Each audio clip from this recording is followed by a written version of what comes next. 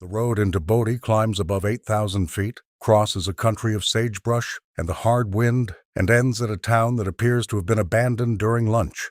Tables remain inside houses. Merchandise sits behind dusty glass. A schoolroom waits for children who have been gone for generations.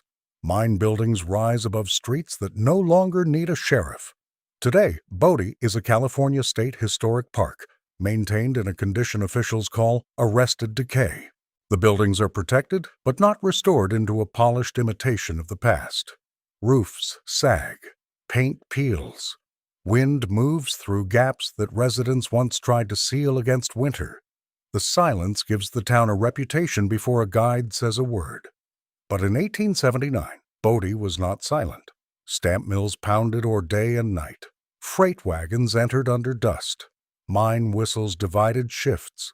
Saloons filled with music, argument, smoke, and men carrying wages earned underground.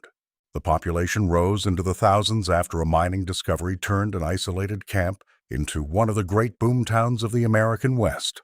Some accounts called it the most dangerous town in America. The claim cannot be proven like a census total. Western towns kept uneven records, boundaries changed, newspapers exaggerated, and later promoters repeated the best stories. Dodge City, Deadwood, Tombstone, Virginia City, Canyon Diablo, and others have all competed for the same dark title. Bodie deserves attention for a different reason. It built its identity around danger while thousands of ordinary people tried to make a home inside that identity. The story began in 1859, when prospectors including Waterman S. Bodie found gold in the hills east of the Sierra Nevada. Bodie died in a snowstorm before he could see a town develop around the discovery. The mining district kept his name, though the spelling became Bodie. For years, the camp remained small. Nearby discoveries drew attention elsewhere. The difficult location discouraged easy growth. Winters were severe. Timber and supplies had to be brought in, and ore that looked promising did not guarantee profitable extraction. Then the mines improved. In 1875, a cave-in exposed valuable ore in the Bunker Hill mine. The operation later became associated with the Standard Company, whose success helped trigger the boom. By 1877 and 1878, money, machinery, labor, and speculation rushed toward the district. The town expanded faster than comfort. Miners, merchants, engineers, teamsters, cooks, carpenters, gamblers, sex workers, Chinese laborers and business owners, families, children, and men hoping to become rich arrived over rough roads. Lumber became houses, stores, saloons, boarding rooms, mine structures, and mills. A place that had barely existed developed streets, newspapers, organizations, a Chinatown, fire companies, hotels, and competing claims about its future. Everything that could not be found locally had to climb into Bodie. Freight wagons hauled machinery, food, lumber, clothing, liquor, fuel, and household goods through country where weather could close the route. The trip added cost to ordinary life. A broken axle delayed more than one merchant. It delayed whatever the town had been waiting to eat, repair, burn, or sell. The same remoteness that made Bodie seem beyond ordinary rules also made it dependent on teamsters, whose names rarely entered the legend. Gold created the town. The expectation of gold made it unstable. A mining boom town did not grow because thousands of people agreed to build a community for generations. It grew because each person believed the opportunity might disappear before someone else reached it. Housing followed employment. Businesses followed wages. Speculators bought and sold claims. Men worked dangerous shifts because the mine operated now, not because it promised security later. That urgency shaped Bodie's nights. Official park histories describe a main street lined with saloons, sometimes placing the number around 65 during the boom. There were gambling halls, dance halls, breweries, and a red light district. The surviving reputation includes killings, robberies, fights, and the phrase "the bad man from Bodie," which became recognizable far beyond California. The phrase worked because Bodie looked like a place built for a warning. It was remote, the weather was harsh, the population was transient. Cash moved through town. Alcohol was abundant. Law enforcement developed alongside growth rather than before it. A miner could spend weeks underground or around crushing machinery, collect wages, and enter a street where businesses competed to remove those wages by morning. Yet the dramatic version hides the first important fact. Body could not have functioned if everyone behaved like a gunfighter. Mines required crews to arrive on time. Mills required engineers and maintenance. Freight companies required schedules. Families purchased food, clothing, fuel, and school materials. Newspapers printed advertisements and legal notices. Property changed hands through documents, not duels. Fires required organized response. The town's real tension came from both versions existing together. A mother could walk a child to school past businesses serving men who had spent the night gambling. A miner could attend a lodge meeting after a shift in a workplace capable of killing him. A merchant could sell domestic goods on a street famous for disorder. A newspaper could condemn violence while increasing sales through detailed reporting of it. The respectable town and the dangerous town needed one another. Danger attracted attention. Respectability attracted investment and families. Body spent its brief boom trying to sell both. And one of the clearest places to see that conflict was not a saloon or mine. It was the morgue. Death in Bodie came from more directions than the town's reputation suggests. Violence was real. Men fought, shot one another, robbed businesses, and died in disputes enlarged by alcohol, pride, money, or old grudges. Newspapers printed names and circumstances. The cemetery received victims whose stories later became part of the town's legend. But mining killed without needing anger. Men worked around explosives, hoisting equipment, shafts, rockfalls, dust, boilers, stamps, and machinery driven hard because idle equipment did not produce ore. A mistake underground might be heard at the surface only as a change in machinery or a runner bringing news. The mills created their own assault on the senses. Stamps were heavy metal machines that crushed ore so gold could be separated. Operating in batteries, they produced a pounding that carried through town. Body residents lived beside industrial noise day and night. Fine dust entered clothing and lungs. Steam, smoke, timber, chemicals used in processing, and ore created a mining landscape unlike the clean wooden streets of later Western sets. The wealth beneath Body required an industrial town above it. That industry increased the need for workers who did not fit the gunfighter image. Blacksmiths repaired tools and hardware. Teamsters moved supplies. Chinese residents operated businesses and performed labor essential to the town while facing discrimination and segregation. Women ran boarding houses, worked in service trades, taught children, maintained households, and sometimes owned property or businesses. Doctors, undertakers, lawyers, ministers, and printers arrived because danger and population created customers. The morgue belonged to that service economy. So did the cemetery. The surviving grave markers tell a quieter story than newspaper violence. Children died. Disease entered homes. Winter complicated travel and treatment.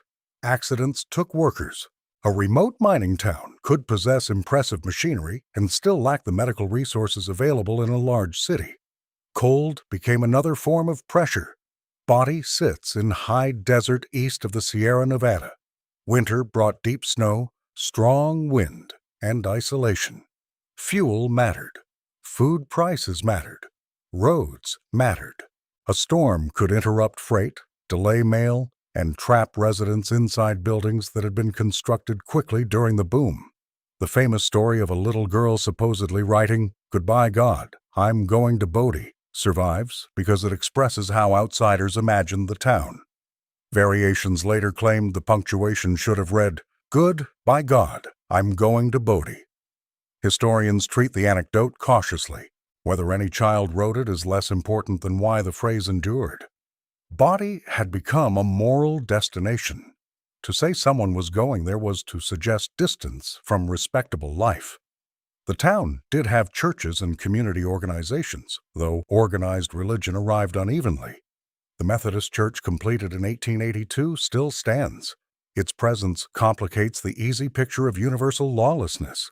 People did not wait for Bodie to become safe before attempting to create order. They built institutions while disorder continued around them. The school did the same. Children attended classes in a town adults described as dangerous. That fact changes the emotional scale.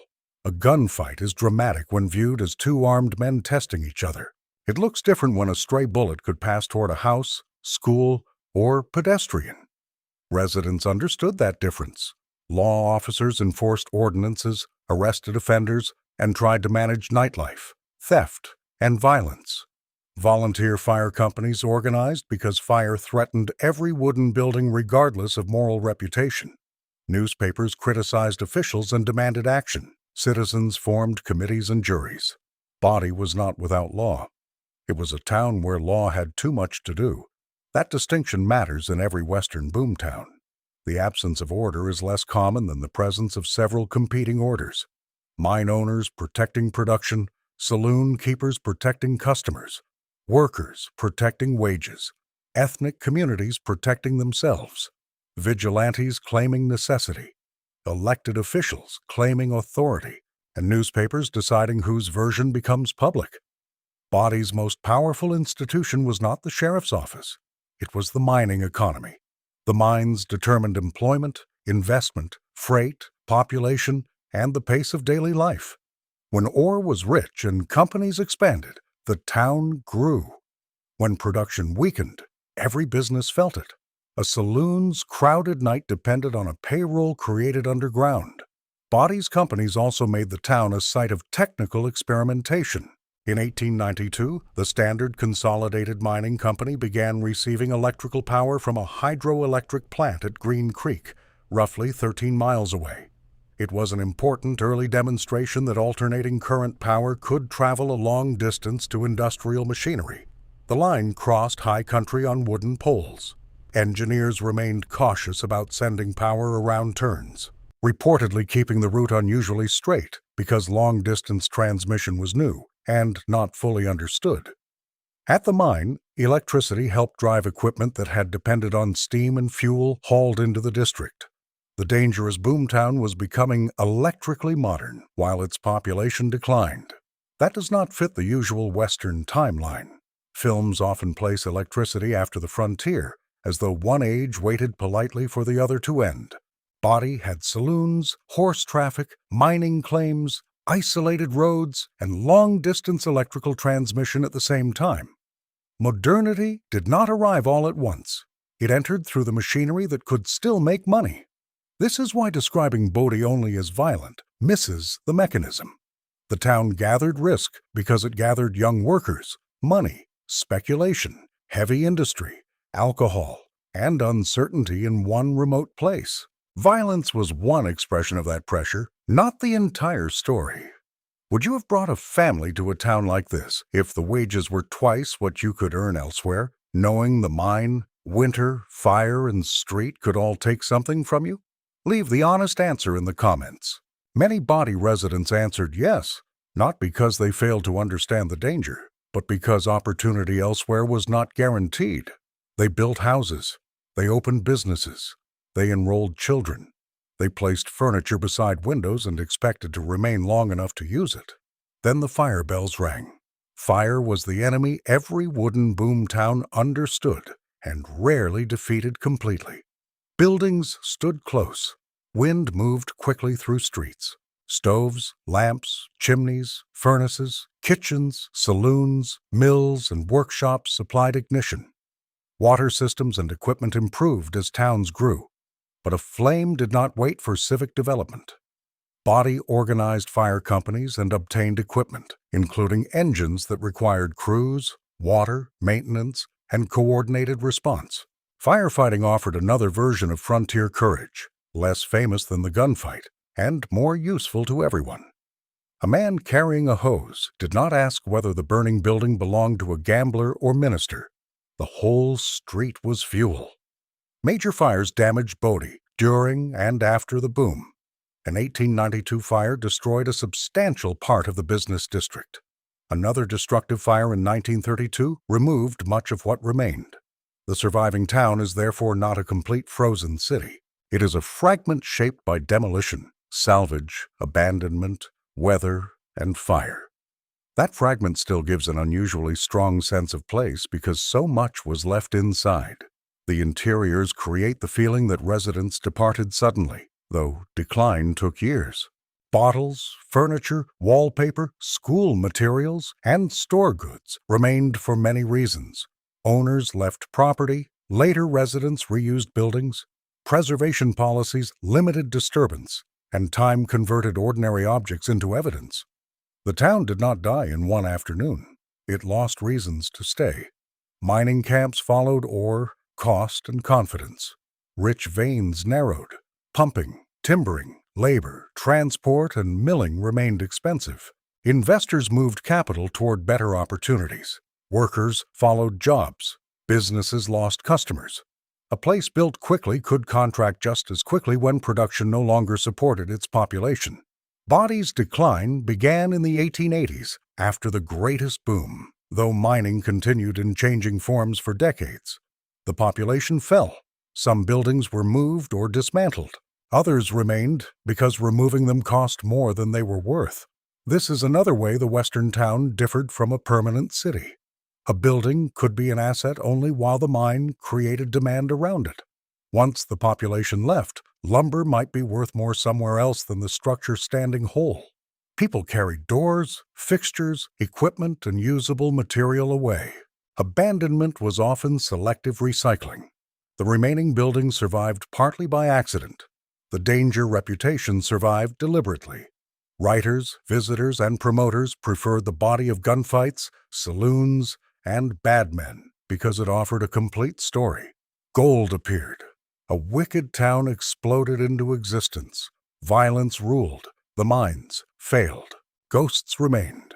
The true history resists that clean arc.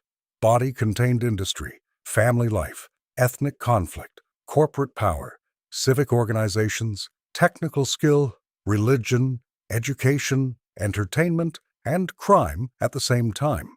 Its residents were not supporting characters waiting for a famous outlaw to arrive. They were workers and families adapting to a place that could pay well and disappear. Even the saloons had more than one function. They sold alcohol and gambling, but also warmth, information, employment, political conversation, music, and social connection.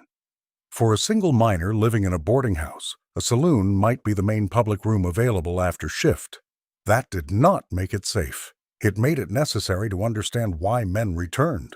The red light district also existed within an economy that offered women limited choices and exposed them to violence, disease, stigma, and exploitation.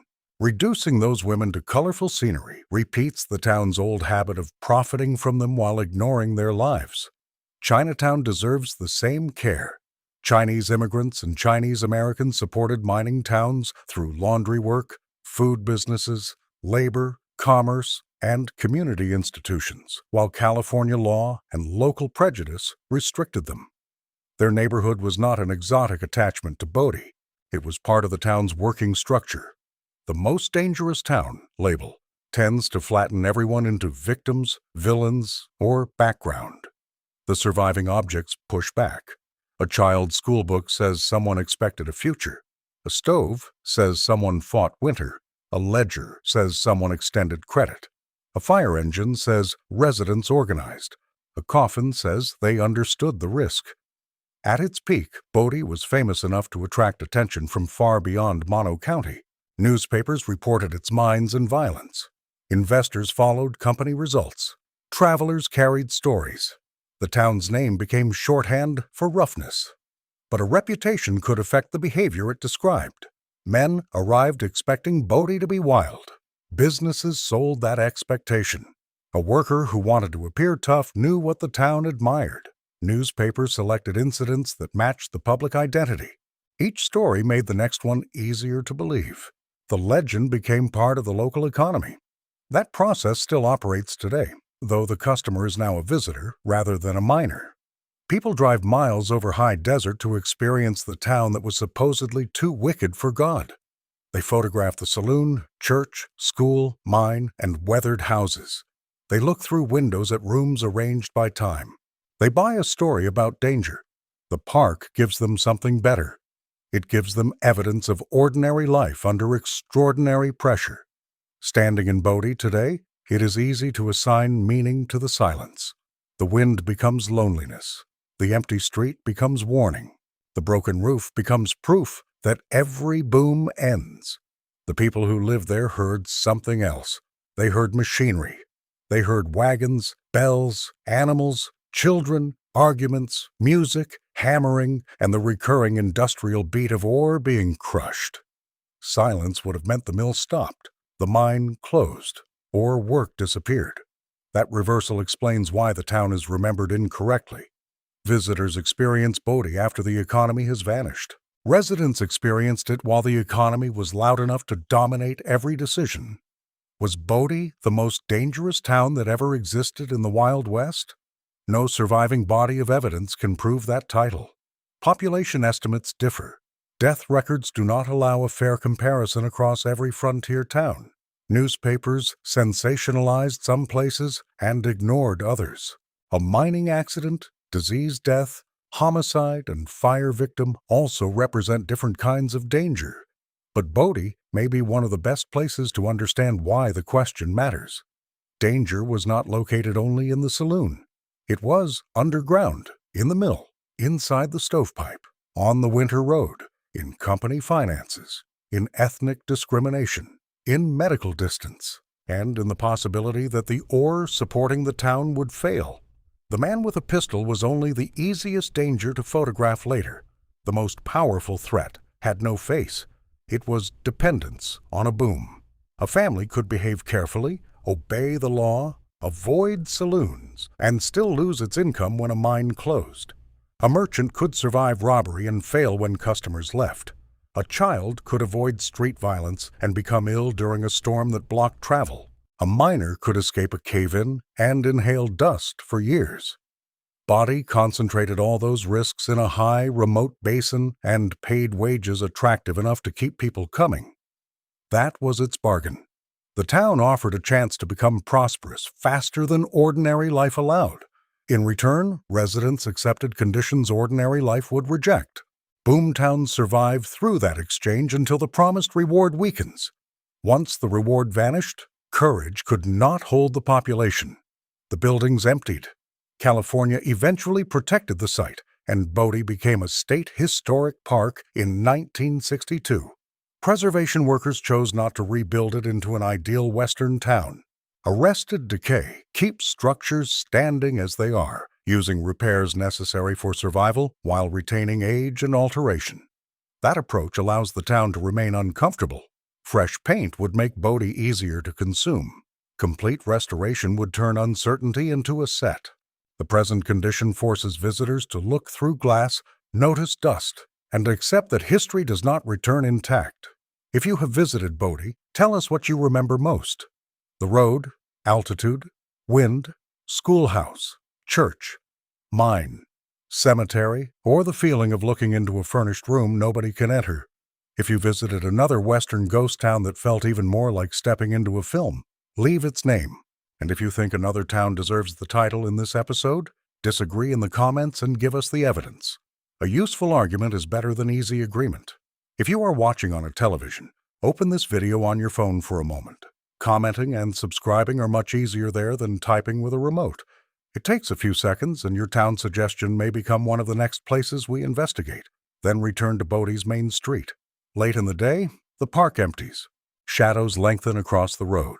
The mine structures darken on the hill. Wind moves loose metal and dry grass.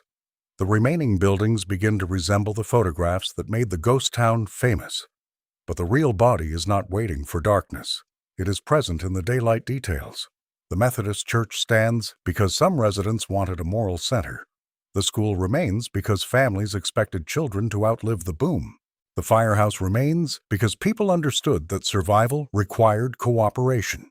Chinatown's history remains because the town was more diverse than its legend. The mine remains because everything depended on work performed below ground. And the empty saloons remain because relief, loneliness, wages, and reputation once met there every night. The title, Most Dangerous, tells us what outsiders wanted from Bodie. The abandoned homes tell us what residents wanted. They wanted heat, food, work, company, education, profit, respectability, pleasure, and another year before the mine failed. Some found those things. Some died looking. Most left when the town could no longer support the life they had built. Waterman Bodie never saw the boom carrying his altered name. He died in snow when the district was still a prospect rather than a city. Decades later, thousands had arrived. Millions of dollars in ore had been processed, and a national reputation had formed around the place. Then the population followed him out of the landscape. The town stayed. That is the final danger Bodie reveals.